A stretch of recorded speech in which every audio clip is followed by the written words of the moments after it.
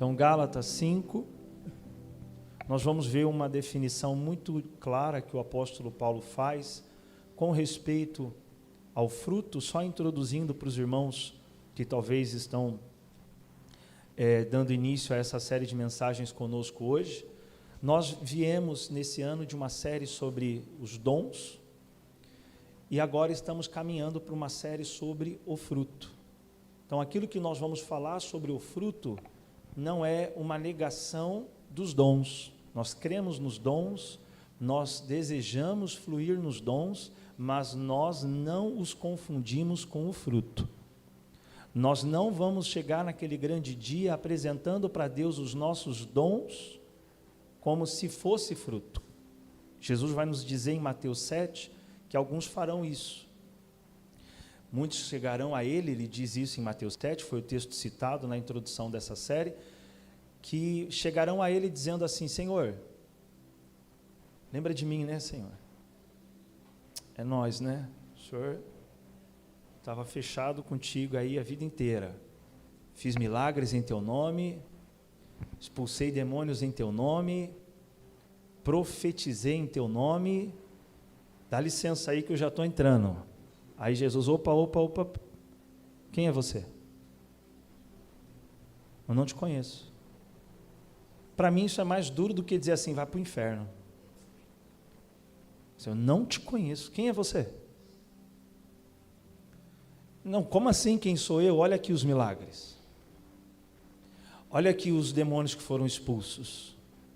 Olha aqui as profecias que foram feitas. Como o senhor não me conhece? Porque alguns usam isso, irmãos, para apontar como fruto, né? Jesus vai dizer assim, pelo fruto, como é que se conhece alguém? Como é que se conhece alguém? Pelo fruto. Então, quando Jesus vai dizer assim, eu não te conheço, quer dizer que não teve o quê, gente? Não teve fruto. Mas há quem pense, né? Bom, se a árvore boa se conhece pelo fruto, aí eu oro, acontece um milagre, eu aponto para aquele milagre e digo, aí o fruto. Eu oro para expulsar um demônio, o demônio sai. Olha só, o demônio sai.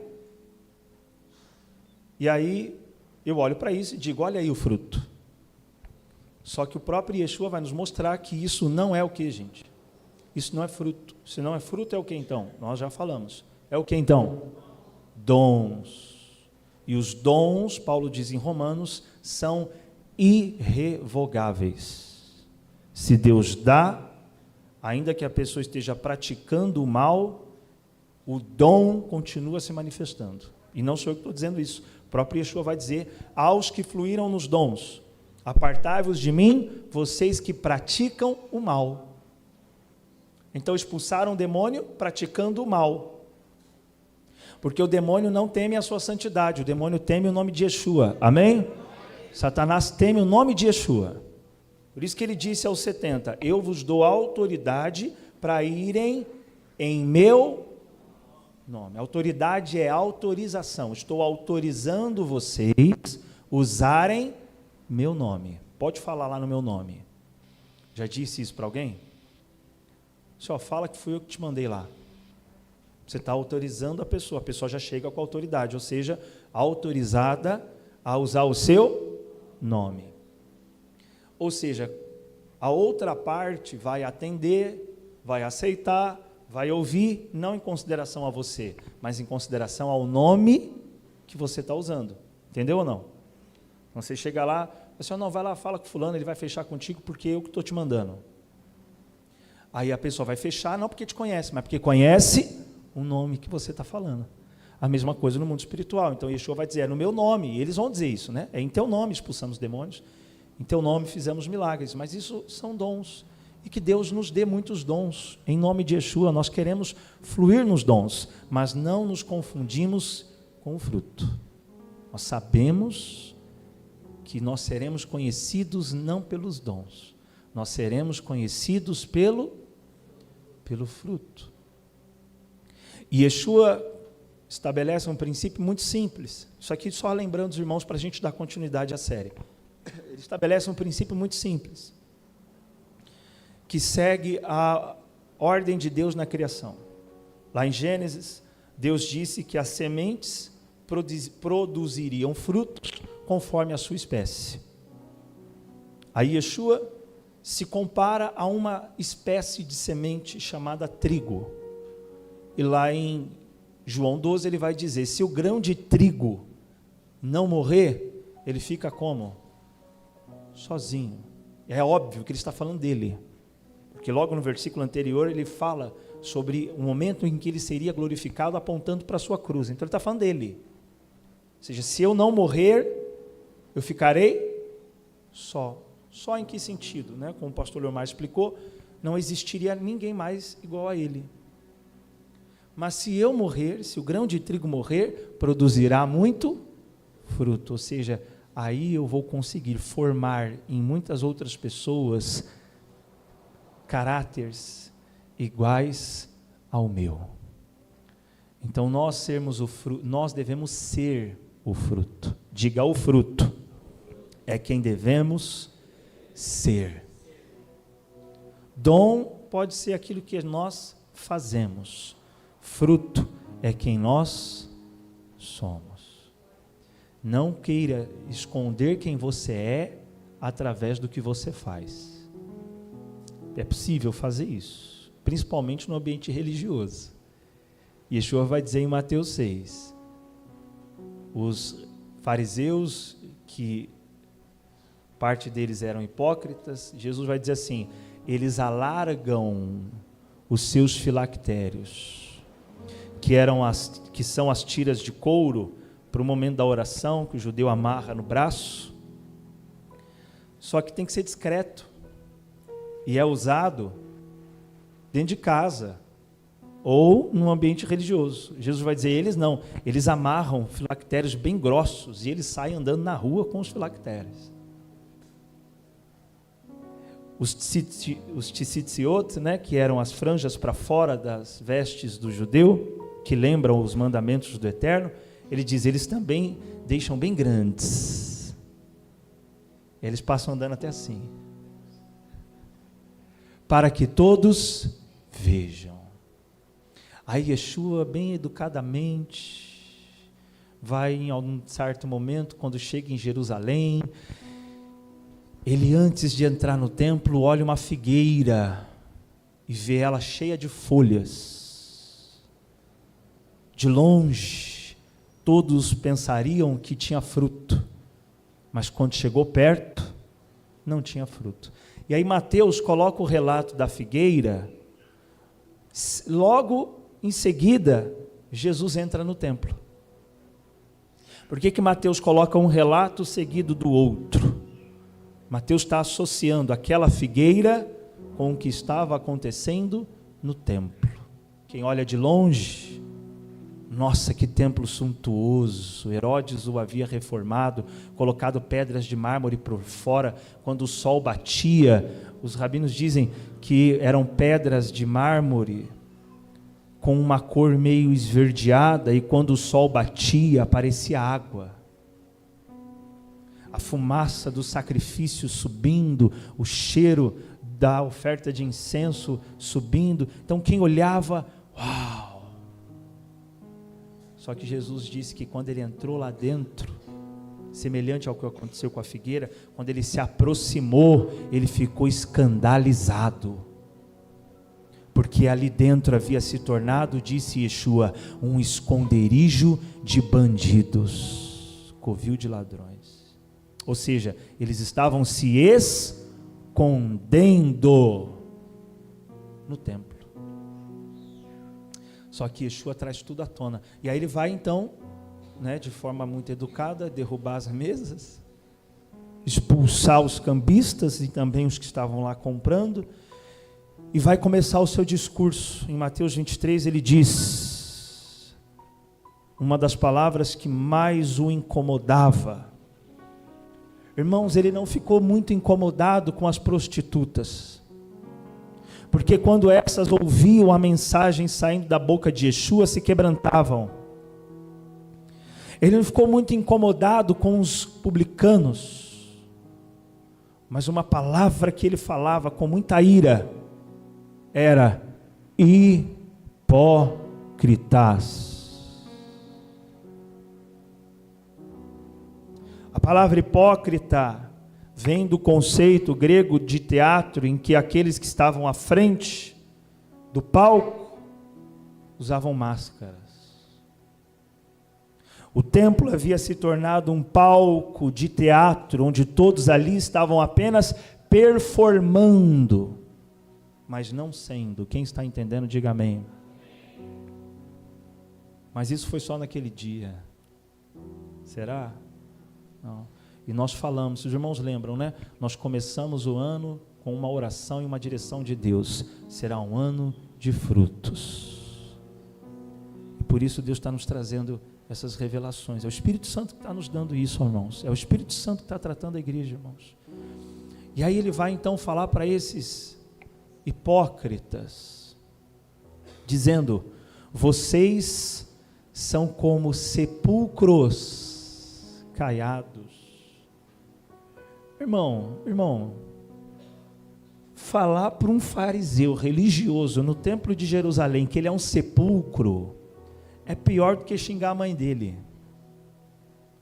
Porque dentro do conceito judaico, a maior fonte de impureza é um cadáver humano.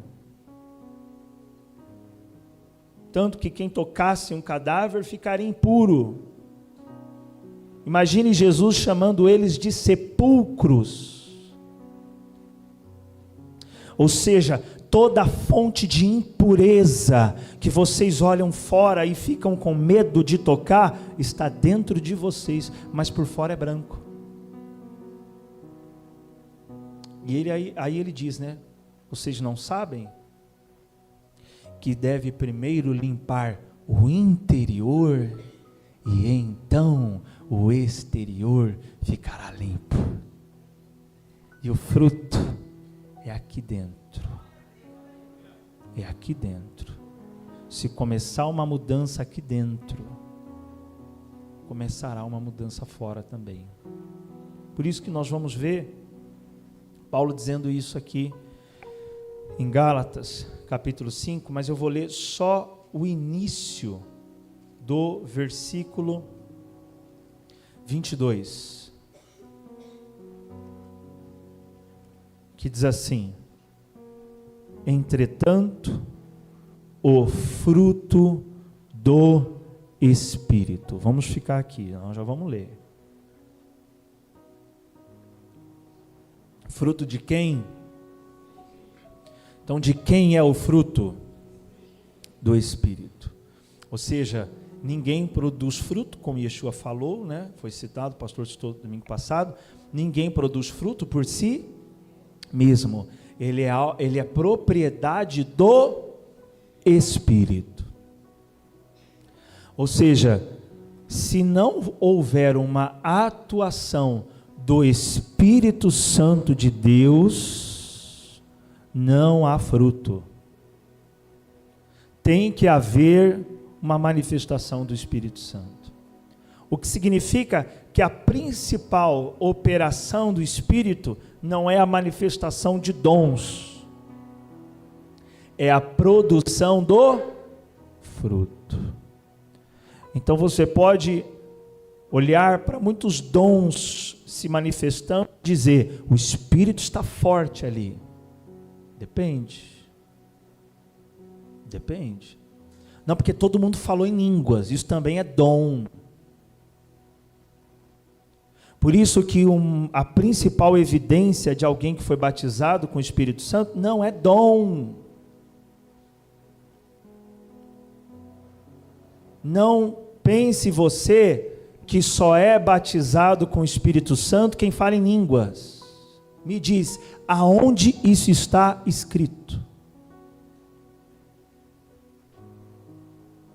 Se houveram pessoas, como lemos em Mateus 7, que fluíram nos dons, mas não foram conhecidos por Yeshua. E o falar em línguas nós estudamos, irmãos, está na lista dos dons. Quando nós lermos aqui as características do fruto, você não vai encontrar línguas estranhas. Mas sabe o que você vai encontrar? Domínio próprio. E como eu vi uma vez alguém postando uma frase, não sei quem é o autor, Falar em línguas estranhas é dom. Segurar a língua na boca é fruto.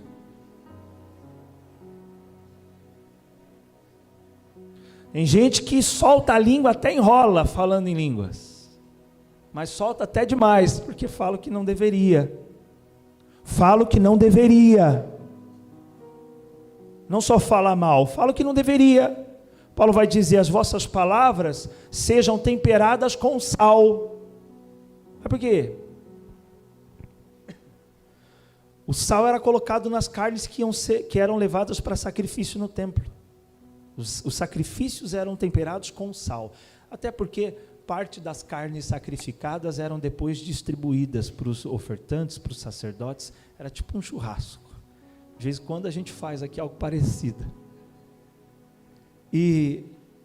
Mas era para que a carne não se estragasse. Então, as palavras que saem da sua boca estraga o outro? Você está estragando relacionamentos com a sua boca? Será? Você está estragando ambientes? Sabe, está tranquilo, está tudo bem, aí você fala uma besteira, o ambiente fica ruim, estragou, acabou, estragou. Por isso que tem gente que, né, coitado, lá vem fulano. É só 10 minutinhos falando, já estraga o ambiente. São palavras temperadas com sal. Isso é fruto. Amém, irmãos? Então a principal manifestação do Espírito é o fruto. Eu já vi gente manifestada com demônio falar em línguas. O bispo citou um exemplo esses dias. Por isso Paulo vai ser bem claro, o fruto do Espírito. Você tem o Espírito Santo? Então, isso vai ser visto no fruto. Não vai ser visto no dom. Pode pular, pode cantar, pode fazer milagre, fale em línguas mesmo, que Deus te dê esse dom. Mas não é aí que nós vamos saber se você tem fruto ou não. Não é isso. É quem você está sendo. Por isso que o Espírito Santo, então, o fruto é de quem? Do Espírito. Por isso que Jesus, irmãos, ele é maravilhoso. Porque ele faz o sacrifício dele na Páscoa. Mas depois que ele ressuscita, põe na tela, por gentileza, só põe na tela, Atos 1, só põe na tela, vai ser importante a gente citar isso aqui, para a gente não demorar muito tempo. Atos 1, passa um pouquinho, versículo 2, deixa eu ver, versículo 3, aqui, ó. Depois de seu martírio, Jesus apresentou-se a eles e deu-lhes muitas provas incontestáveis da sua ressurreição, aparecendo-lhes por um período de quantos dias? 40 dias, amém? Então, Jesus faz o seu sacrifício na Páscoa, era a sexta de Páscoa dos evangelhos. Ele ressuscita 3 dias depois, e fica mais quantos dias aqui na terra? 40 dias. Por que ele não subiu logo?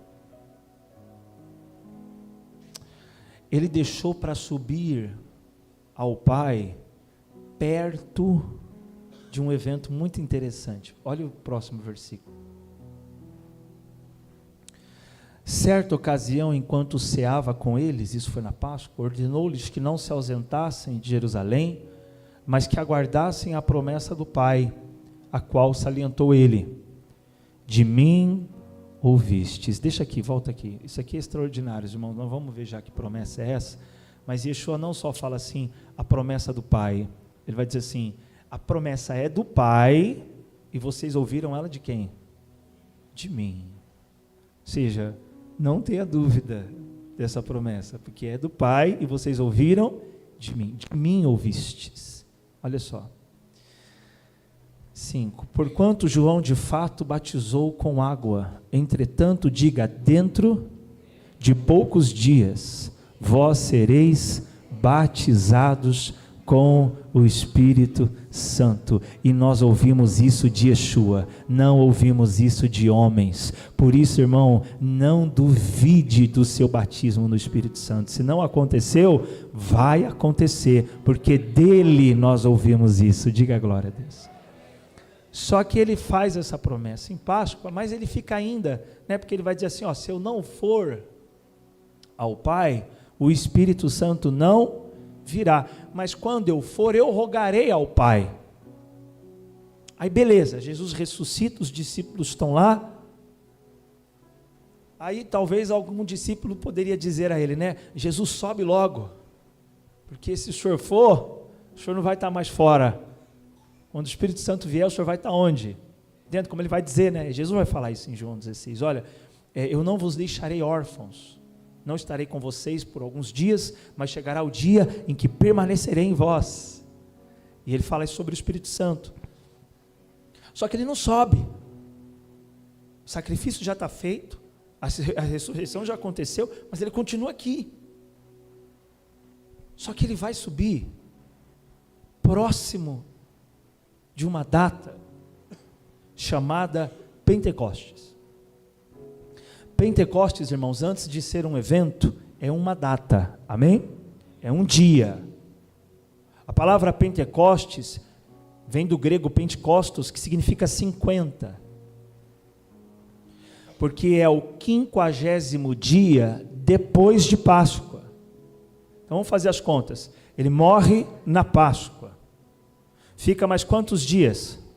40. Então faltava quantos dias para Pentecostes? 10. Aí Jesus vai dizer assim, dentro de poucos dias, vocês serão batizados com o Espírito Santo. E aí eu imagino eles assim, ó, 10, 9, 8, 7, que eles sabiam, poxa, ele morreu na Páscoa, então alguma coisa vai acontecer. Aí olha Atos 2, versículo 1, Atos 2, versículo 1, diga comigo, ao completar-se o dia de Pentecoste, olha que interessante, ao completar-se, dá a ideia de algo que estava sendo cheio ou contado, ao completar-se, é como alguém que está contando, né, 1, 2, 3, 4, 5, 6, 7, 8, e nós vamos ver em Levítico, que Deus falou isso como mandamento ao povo de Israel, contem, 7 semanas, contem, é feita uma contagem de dias, eles estavam contando, porque isso era didático, Deus estabeleceu isso em Levítico, para que criasse no povo uma expectativa, está chegando,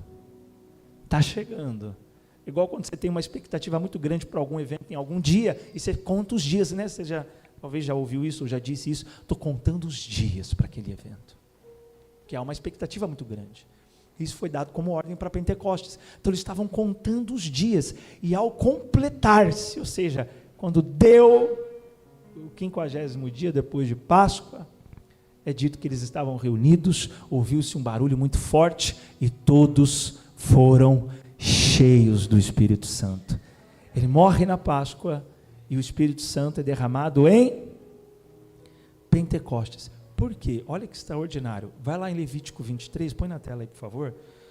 Levítico 23, 16 e 17. A gente vai ler esse texto. Levítico 23, versículo 16 diz. Vamos rapidinho aí.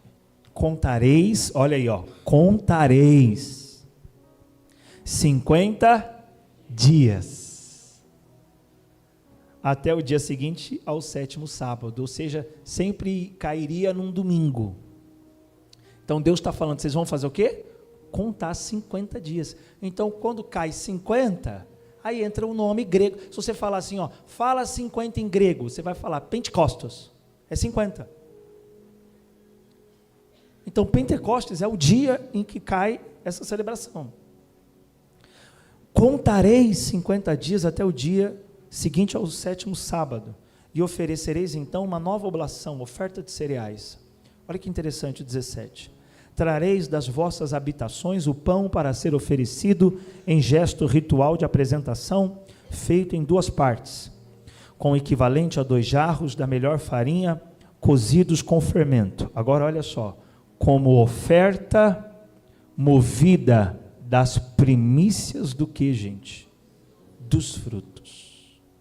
O que o povo teria que levar a Deus em Pentecostes?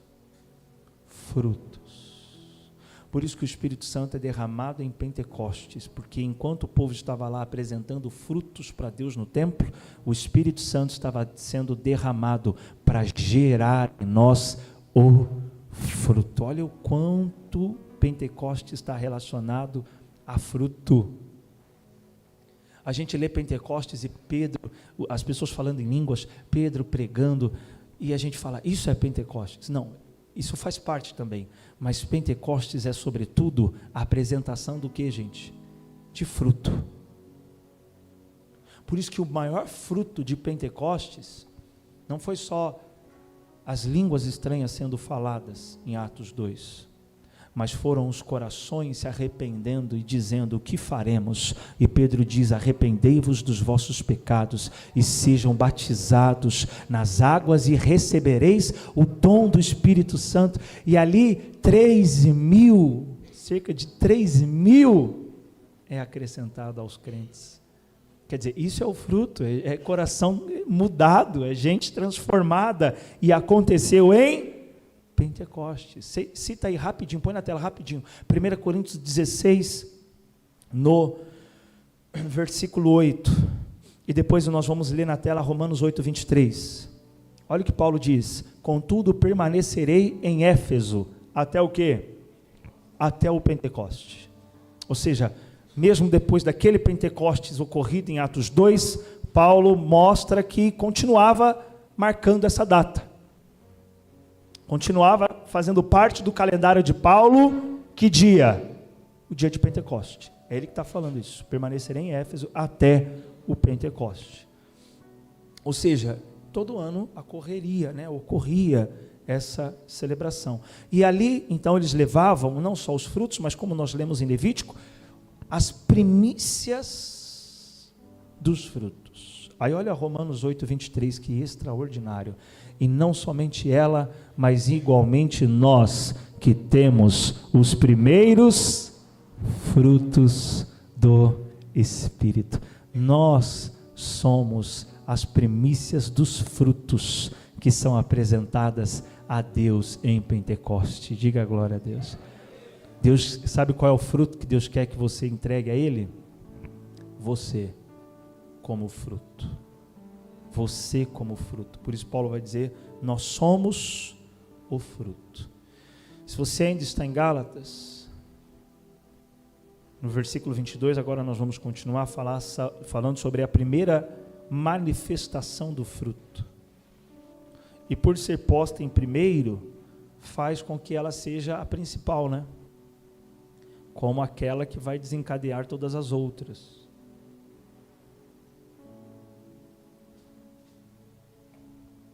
Gálatas 5:22, entretanto o fruto do Espírito qual é a primeira manifestação aí do fruto? Amor.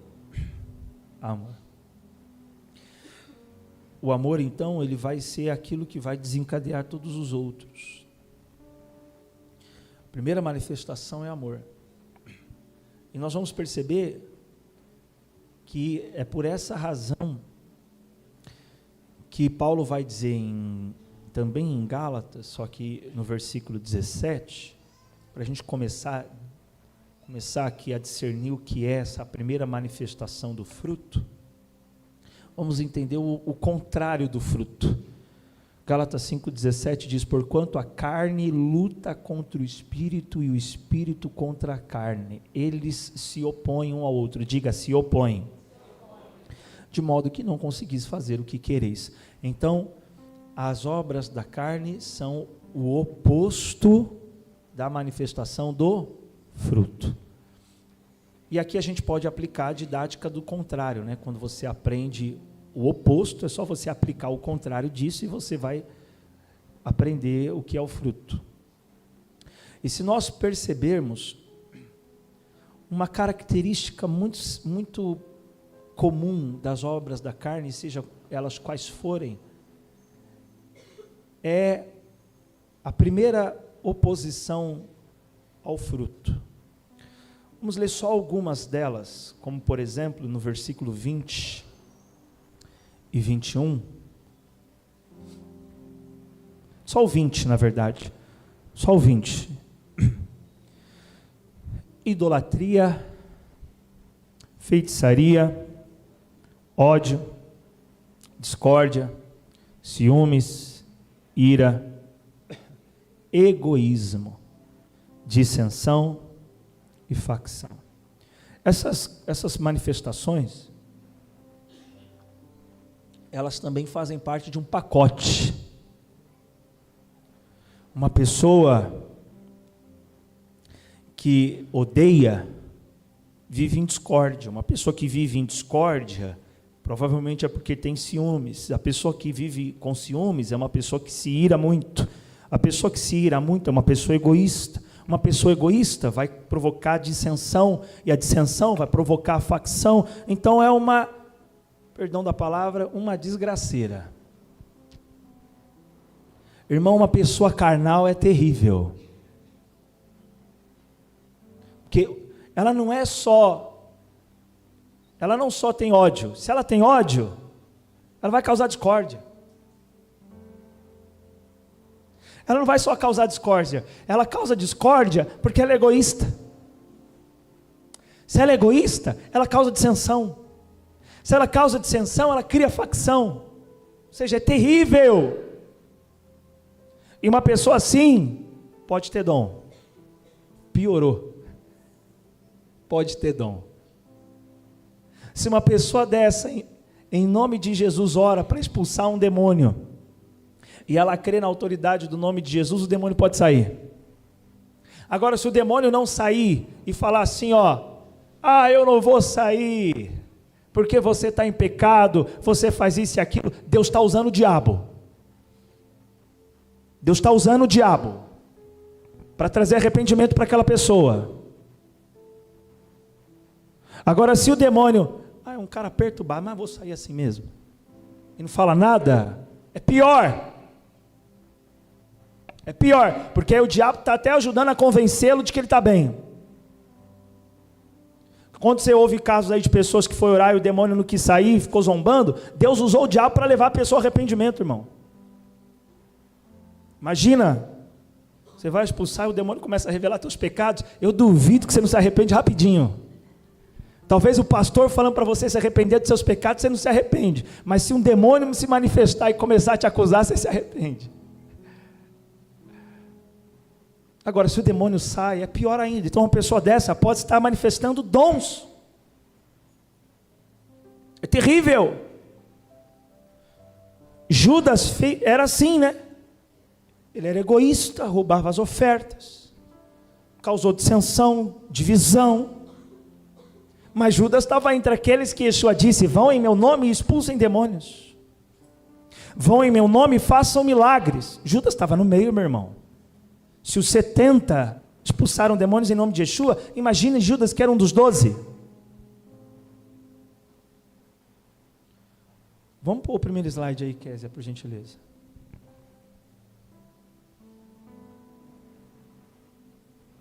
Para a gente ter uma definição aqui.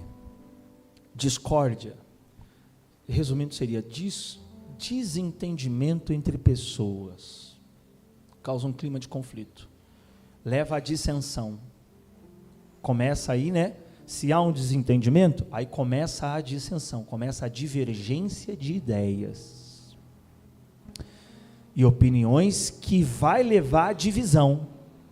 Então não é uma discordância de, você pensa isso, eu penso aquilo, mas o seu pensamento completo o meu, vamos continuar junto aqui. Não, é uma divisão de ideias muito opostas, que causa uma divisão, e essa divisão causa a facção. A facção são grupos rivais formados pela divisão, causados por orgulho e carnalidade. Por isso que logo né, junto aí da discórdia, dos ciúmes, da ira, da dissensão, da facção, está uma palavrinha chamada egoísmo. Ou seja, a pessoa que vive sempre se desentendendo com os outros, provavelmente é egoísta, porque ela quer fazer valer só a ideia dela, ela quer que apenas a voz dela tenha lugar, ela quer fazer valer apenas a opinião dela. Então ela não aceita quando alguém traz uma opinião contrária, e ela não aceita porque ela é egoísta. E ela é tão egoísta que se alguém tentar convencê-la do contrário, ela vai achar que está todo mundo errado e ela certa. E ela vai achar tanto que todo mundo está errado e ela certa, que ela vai iniciar um novo movimento. Sabe quem fez isso? O diabo. Alguém falou aí, Lúcifer. Desejando tomar o trono de Deus, arrastou com sua cauda a terça parte dos anjos, nos diz o livro de Apocalipse. Arrastou levou, como que, sabe, parece uma atuação de força, mas também muitas pessoas são arrastadas, Paulo diz isso em Efésios, sabe pelo quê? Ventos de falsas doutrinas. Efésios 4 diz isso. Não sejam arrastados por todo o vento. Então Satanás veio, né, quando você já ouviu a expressão soprar no ouvido? Olha o vento aí, ó. Então tem gente que vai soprando no teu ouvido, e aquilo ali de forma sutil vai te arrastando. Aí sem perceber, irmão, você já está dentro de um grupo que diz que é contrário a outro grupo, e pior ainda, às vezes dentro da mesma igreja. Deixa eu te dizer uma coisa, você não foi chamado para ficar causando divisão dentro de igreja, não. Tua opinião tem lugar, tua voz tem espaço, mas causar grupo dividido dentro da igreja, não. Isso aí pode ser atribuído até a uma pessoa chamada de filha do diabo, porque está seguindo o exemplo do pai, que é Satanás, né? Nesse caso. São egoístas. 1 Samuel capítulo 15, versículo 23. Vamos lá, para a gente caminhar aqui para o encerramento. 1 Samuel capítulo 15, versículo 23. Isso aqui é pesado demais. Porquanto, tirei rapidinho. Deixa eu perguntar um negócio aqui. Se você visse, né, você ficaria escandalizado se alguém viesse aqui nesse culto e começasse a fazer um ritual de bruxaria aqui? Você ficaria aqui? Não. Você ficaria escandalizado, não ficaria? Se você chegasse aqui e tivesse alguém fazendo um boneco voodoo, você está amarrado, você é do diabo. E por que tem gente que aceita a rebeldia dentro da igreja? Por que a rebeldia não te escandaliza? Por que ficar ouvindo esses sopros aí que estão te pondo, que estão te dividindo contra o irmão, não te escandaliza? Olha o que Samuel vai falar. 1 Samuel 15, 23. Porquanto a rebeldia é como o próprio pecado da feitiçaria, e a arrogância como o mal da idolatria. Por que você ficar falando mal de um irmão para o outro, para dividi-los, não é tão escandalizante quanto você está fazendo uma obra de macumba? O profeta Samuel vai dizer, é igual. Imagina um crente que causou divisão ir para o inferno e ficar na mesma ala, se assim for, né, sei lá, de um feiticeiro, de um bruxo, de um xamã. Assim, meu Deus, mas eu não fiz tantas coisas assim terríveis. Pois é, a rebeldia é igual feitiçaria. Essas práticas, Paulo vai dizer, são opostas ao fruto. Por que opostas? Porque enquanto elas são manifestações de um egoísmo, a manifestação do fruto é amor. E o oposto do amor é egoísmo. O oposto do amor não é ódio. O oposto do amor é egoísmo. Porque o amor é a manifestação do que você faz pelo outro, é a doação, é o doar-se. Amar é doar. Mas o ego é receber. Só que o egoísmo é isso ao extremo. A pessoa só quer receber. Ela quer receber toda a honra, né? Como diz o Hernandes Dias Lopes, ela canta grandioso, tu na frente do espelho. Ela quer receber honra, ela quer receber a atenção de todo mundo, ela quer receber a glória de todo mundo. Se as pessoas não falam com ela, ela fica irritada. Se a opinião dela não é válida, ela fica brava. Ela causa divisão porque ela só pensa nela, só nela. Isso é o oposto do fruto. Porque o amor é a doação. Aquele que ama é aquele que conseguiu tirar os olhos do seu próprio umbigo e se move pelo interesse do outro mais do que pelo interesse de si mesmo. Por isso que a primeira, irmão, pega isso aqui, você está aí ainda, diga amém. A primeira vez que a palavra amor aparece na Bíblia é em Gênesis 22, quando Deus diz a Abraão, pega teu filho Isaque a quem você ama. Ali aparece a primeira vez a palavra amor. É estranho, né? Porque como que é a primeira vez que a palavra amor aparece associada a um acontecimento drástico, né? Um pai indo matar o filho. Mas é ali, Deus escolhe essa história para revelar a palavra amor. Porque no ato da entrega, tanto de Abraão quanto de Isaque, porque Isaque não foi levado à força, Isaque também se entregou. É possível fazer uma contagem em que nós podemos chegar a uma idade de Isaque, na ocasião em que ele é levado ao monte para ser sacrificado, de 37 anos. Você pode ter visto desenho, você pode ter visto filme representando criança, mas Sara tem Isaque com 90 anos, e o acontecimento que vem logo após o sacrifício de Isaque, fala que Sara estava com 127 anos, aí só conta dá 37, o que destaca uma entrega também de Isaque. Quando Isaque entendeu que era ele que deveria ser entregue, também houve uma entrega. Então, por isso que essa história é usada como a história para revelar a palavra amor, porque amor é entrega. Deus amou o mundo de tal maneira que fez o quê? Fez o quê? Deu seu único filho, aquele a quem disse, este é meu filho amado. E o que Deus disse para Abraão? Pega teu filho, teu único filho, a quem amas. A história de Abraão entregando Isaque seria futuramente a história que Deus usaria para revelar o amor, que é a entrega. Então amar é doar.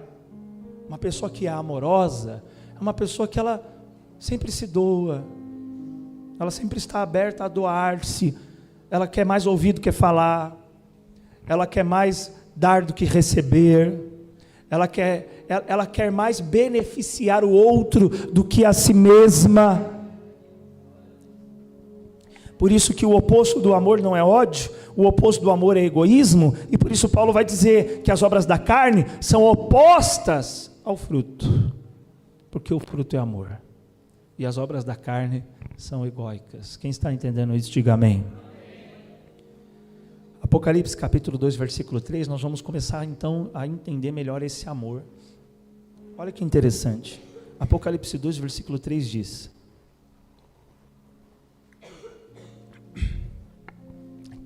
Apocalipse 2, 3: tens perseverado. Irmão, presta atenção, o próprio Yeshua está falando isso à igreja de Éfeso, né? Tens perseverado. suportado os sofrimentos de toda a espécie por causa do meu nome. Segura aí no 3, tá? E não te deixastes o quê? Desfalecer. Poxa, é bacana, né não? Suportou o sofrimento, não te deixou desfalecer, perseverou. Uma igreja que está bem. Só que não, né? Só que não. Olha o 4. Entretanto, tenho contra ti o fato de que abandonaste o teu primeiro amor. Como é que concilia um versículo com o outro? Como é que um versículo que está falando de obras boas é seguido de um versículo em que essa igreja é repreendida por não ter amor?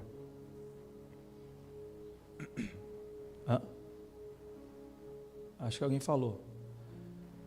Porque por melhores que fossem aquelas atitudes, o que as qualificam como boas ou não é a ação em si, mas a intenção delas. Por isso Paulo também vai dizer em 1 Coríntios capítulo 3, versículo 13, e aí aqui eu já vou começar a ler direto, para dar tempo. Paulo vai dizer em 1 Coríntios 3, 13, sua obra será manifesta, porquanto o dia trará a luz, pois será revelada pelo fogo, que provará, diga, a qualidade da obra de cada um. Ou seja, duas pessoas podem ter tido a mesma obra, e uma dessas pessoas será aprovada e a outra não, porque por mais que a obra possa ter sido igual, a qualidade pode não ter sido a mesma. Quem está entendendo? O que define então a qualidade de uma obra? A intenção por trás daquela obra. Amém? A intenção revela a qualidade. Você pode dizer isso comigo? Diga, a intenção revela a qualidade. Você pode ter uma pessoa junto com você que a intenção dela é tirar proveito de você. Só que ela pode ser uma pessoa que está te ajudando muito. Ela pode ser uma pessoa que está chegando muito junto com você, só que não é raro você encontrar pessoas assim que em algum momento vão e te passar uma rasteira. Porque todas aquelas atitudes estavam sendo com uma intenção ruim, que veio a se revelar em algum momento. Está entendendo ou não? Então, e aí está o problema. Porque o amor, né, a intenção, então, é o amor. Porque se Yeshua diz, vocês estão perseverando, mas não tem amor, então, aonde esse amor deveria ser visto? Não só na ação, mas na intenção. Então o amor se revela não só nas ações, mas ele se revela sobretudo nas intenções. Eu posso querer cumprir a palavra de Deus porque eu tenho medo de ir para o inferno. Eu não quero ir para o inferno. Mas você cumpre. Tudo bem, você está cumprindo. Mas a sua intenção é a autopreservação. É egoísta. Você está pensando em você. Ah, mas não é assim, pastor? Não é assim que tem que ser? Não é em mim que eu tenho que pensar? Pô, a alma que vai queimar é a minha. Então tem que pensar em mim. Claro que você tem que pensar em você. Mas se você faz algo para Deus, pensando em você, não teve amor. Ou você pode querer cumprir pensando assim, não, porque se eu cumprir aqui eu vou prosperar, eu vou ficar rico, as coisas vão começar a dar tudo certo. Aí também pode ter muita boa obra, mas a intenção não qualifica essa obra. Por isso que o apóstolo João vai dizer, o perfeito amor, diga, o perfeito amor, lança fora todo medo. Ou seja, quando alguém faz por amor, não está fazendo porque está com medo da punição, mas porque está envolvido por um amor tão sincero com Deus, que o seu desejo é agradar a Deus porque o ama. Está envolvido por um amor tão sincero pelo próximo, que deseja ajudá-lo porque o ama. Porque o ama. O amor é a intenção do nosso coração. Eu me constranja com a sua glória e todo seu amor, infinita humildade, aleluia. Servo de todos os irmãos. Aleluia. Põe Filipenses 1,15, glória a Deus. Porque eu ama. Lembram da parábola do samaritano? Irmão, o cara estava quase morto. o que estava no caminho, né? Olha que legal. Aí ele pega aquele cara, passa um unguento em suas feridas, o leva até uma hospedaria. Essa história é linda. Só que ele estava quase morto. Provavelmente aquela pessoa que foi ajudada não viu quem o ajudou. Talvez quando ele acordasse na hospedaria, ele perguntasse assim: quem me trouxe aqui? Só que o samaritano não falou assim, ó, põe meu nome aí, fala que fui eu, tá? Que eu vou vir aqui depois cobrar. Estou fazendo tudo isso aqui, mas ele é um cara que lá na frente vai me ajudar. Ele não faz isso. Porque quando aquele samaritano viu aquele homem caído, ele não quis saber se aquele homem era judeu, ele não quis saber se aquele homem era religioso, ele não quis saber se aquele homem era mundano, ele não quis saber se aquele homem tinha dinheiro para retribuí-lo ou não, ele quis ajudá-lo porque ele o amava. Ou seja, o amor ao outro o moveu a doar-se pelo outro, sem sequer saber se ele seria retribuído de alguma forma. Agora, irmão, vamos ser sinceros, nós ajudamos com essa intenção? Se você dá bom dia, a pessoa não dá bom dia, você fica bem? Nem um bom dia não retribuído, você já vira a cara? Imagina o dinheiro.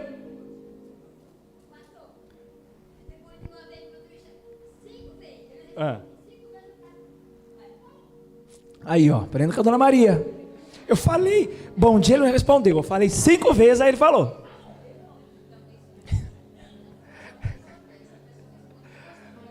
Irmão, você está aí, diga amém. Nós somos assim, irmãos?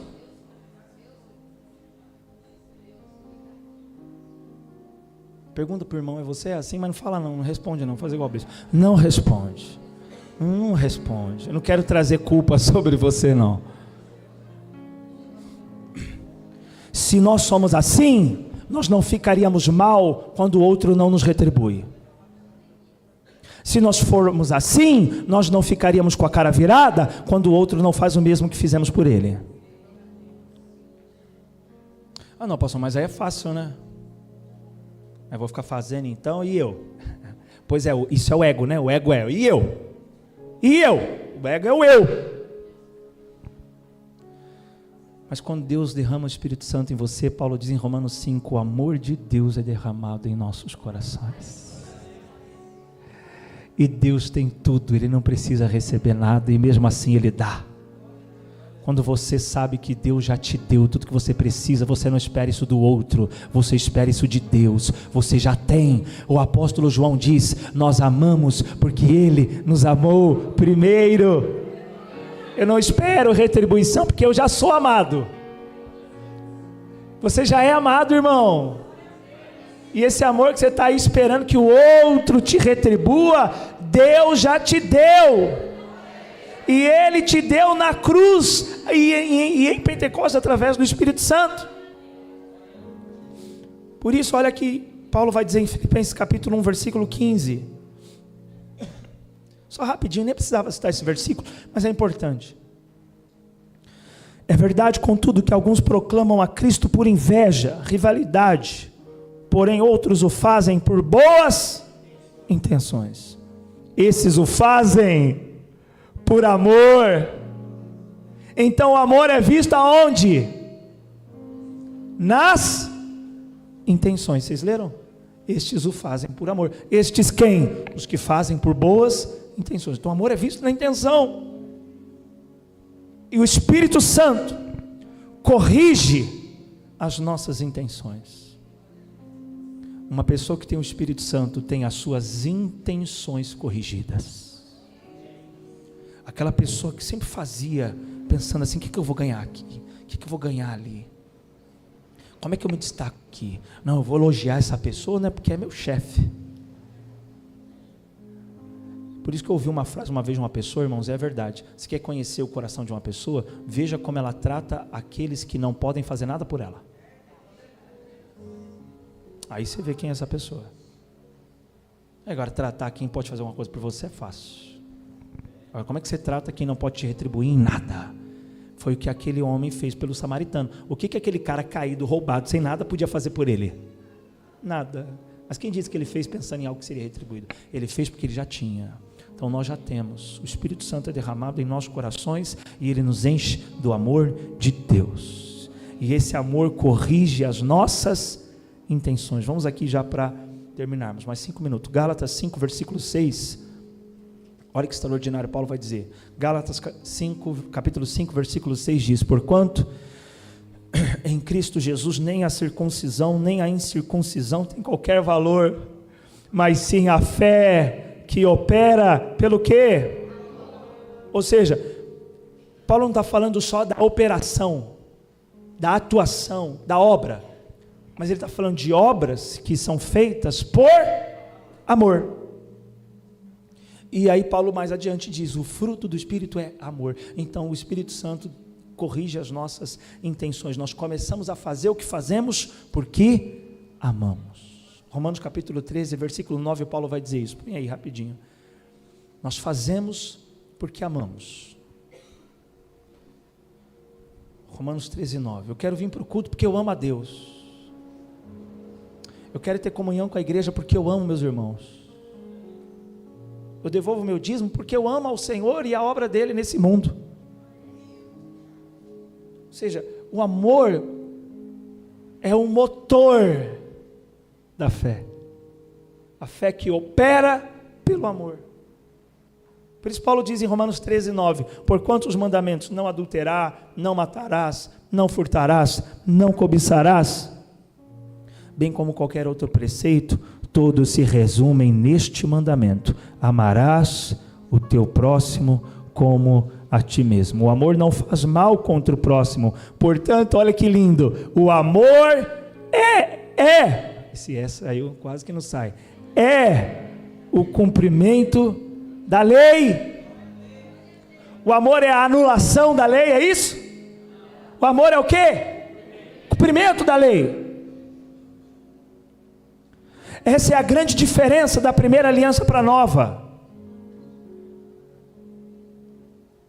Em nenhuma profecia, em nenhum profeta, em nenhum texto do Antigo Testamento, você vai procurar, você não vai achar. Vai aparecer Deus falando assim: e naqueles dias eu anularei a minha lei. Não existe. Põe aí Ezequiel 36, 26. Não existe. Sabe o que existe? Existe isso aqui, ó. Ezequiel 36, versículo 26.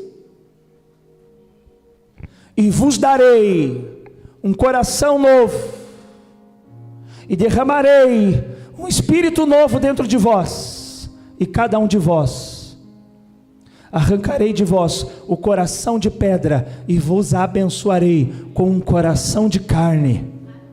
Eis que depositarei o meu espírito no interior de cada pessoa, e vos capacitarei para agirdes de acordo com as minhas leis e princípios, e assim obedecereis fielmente os meus mandamentos. É isso aqui que você encontra.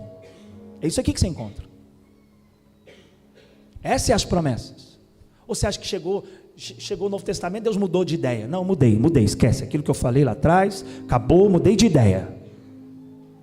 Os profetas disseram: o Senhor não muda.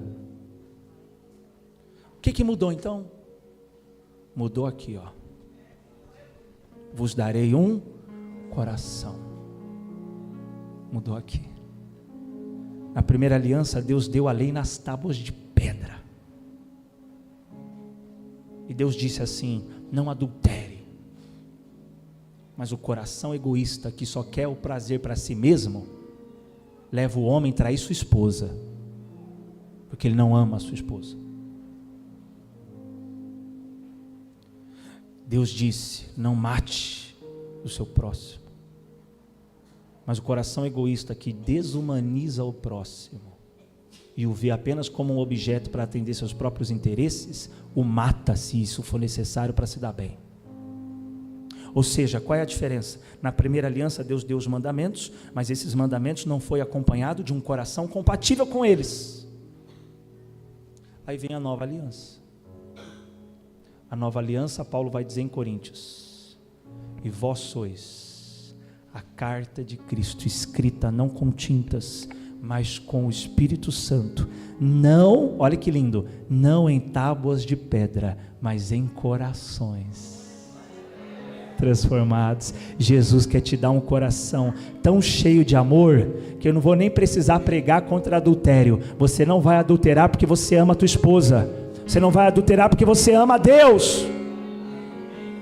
Jesus vai nos dar um coração tão cheio de amor, que você não vai mentir, não porque você tem medo, que você não vai mentir, não porque a lei está te obrigando a não mentir, mas porque você ama o seu próximo, e não quer prejudicá-lo.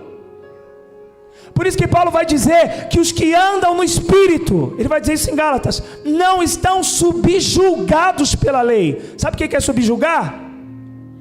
É submeter pela força. O que Deus tinha que fazer antes que houvesse um coração regenerado? Quem matar vai morrer. É submeter pela força. Nós aqui precisamos forçar você a não adulterar?